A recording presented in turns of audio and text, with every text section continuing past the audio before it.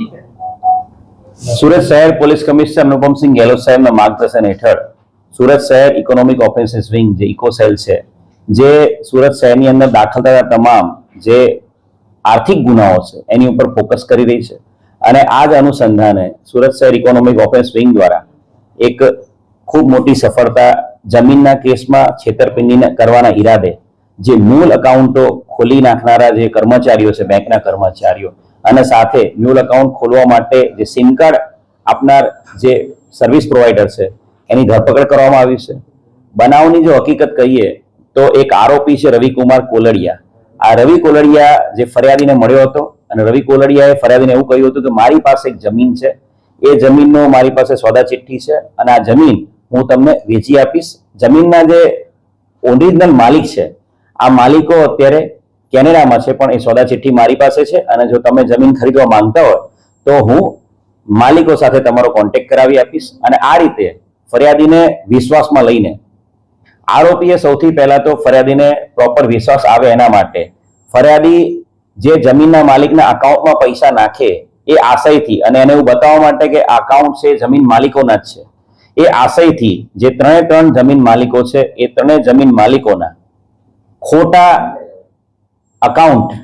Fake ID અને fake sim card દ્વારા એ ત્રણ જમીન માલિકો એ જાણતો હોવા છતાં કે ત્રણ જમીન માલિકો કેનેડામાં છે, એમની પ્રેઝન્સ અહીંયા છે જ નહીં ઇન્ડિયામાં, તે છતાં એ ત્રણ જમીન માલિકોના યસ બેંક અંકલેશ્વર શાખામાં અકાઉન્ટ ખોલી નાખ્યા હતા. અને એ અકાઉન્ટ ખોલવામાં જે યસ બેંકના એના કર્મચારીઓ છે એમણે મદદ કરી હતી. અને ત્યારબાદ એ અકાઉન્ટોમાં એણે જે ફરિયાદી છે એની પાસેથી બેંક અકાઉન્ટમાં એણે પૈસા લીધા હતા, પૈસા જમા કરાવડાયા હતા. 4,81,00,000 જેટલી અમાઉન્ટ આ અલગ અલગ અકાઉન્ટોમાં જમા કરવામાં આવી હતી ફરિયાદી દ્વારા. અને ત્યારબાદ આ અકાઉન્ટોમાંથી એણે પોતે પાછા આઈડીબીઆઈમાં નવા 2 એકાઉન્ટો, બોગસ એકાઉન્ટો ખોલ્યા હતા જે જમીન માલિકોના નામના, અને જે યસ બેંકના એકાઉન્ટો છે 3, એમાંથી એણે પાછા આઈડીબીઆઈમાં પણ આ જે ફેક એકાઉન્ટ છે એની અંદર પૈસા ટ્રાન્સફર કર્યા હતા. કુલ મળીને 4,81,00,000 રૂપિયા એ આ અલગ અલગ જે ડમી એકાઉન્ટો, મ્યુલ એકાઉન્ટો જે બન્યા હતા,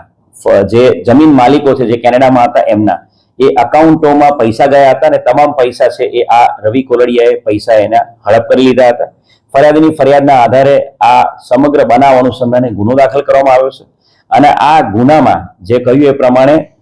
યસ બેંક અંકલેશ્વરના કર્મચારીઓ સંદીપ કુમાર રણજીત પિલુદરિયા, આઝાદ ખાન પઠાણ, શિવાની સામંતભાઈ પટેલ, અને એ જ રીતે આઈડીબીઆઈ બેંક ઘોડદોડ રોડના જે કર્મચારી છે યાજ્ઞિક વઘાસિયા, એમ કુલ 4 બેંકના જે તે સમયના કર્મચારીઓની આ મ્યુલ એકાઉન્ટ ખોલી આપનારા કર્મચારીઓની ધરપકડ કરવામાં આવી છે. અને સાથે સાથે આ જે બોનાફાઇડ જમીન માલિકો છે એમના ફેક સિમ કાર્ડ બનાવી આપનાર જે વોડાફોન કંપનીના ડિસ્ટ્રીબ્યુટર એજન્સીનો જે ચલાવતો હતો સંજય ધંધુકિયા, એને પણ ધરપકડ કરવામાં આવી છે. કુલ 5 આરોપીની ધરપકડ આ ગુનાના કામે કરવામાં આવી છે. અને આ ગુનામાં આ અકાઉન્ટ ખોલી આપવામાં અન્ય કોઈ વ્યક્તિઓ મદદ કરતા છે કે નહીં એ બાબતે આરોપીની રિમાન્ડ લઈને હાલ પૂછપરછ કરવામાં આવી છે. યસ બેંક અને આઈડીબીઆઈ બેંક બંને બેંકના જે તમામ જે સિનિયર મેનેજર્સ ને એ બધા છે એમની પણ હાલ પૂછપરછ કરવામાં આવી રહી છે, જેથી કરીને આ અકાઉન્ટ ખોલી આપવા પાછળ જે આરોપીને મદદ કરનાર અન્ય કોઈ વ્યક્તિ પણ જો સામેલ હોય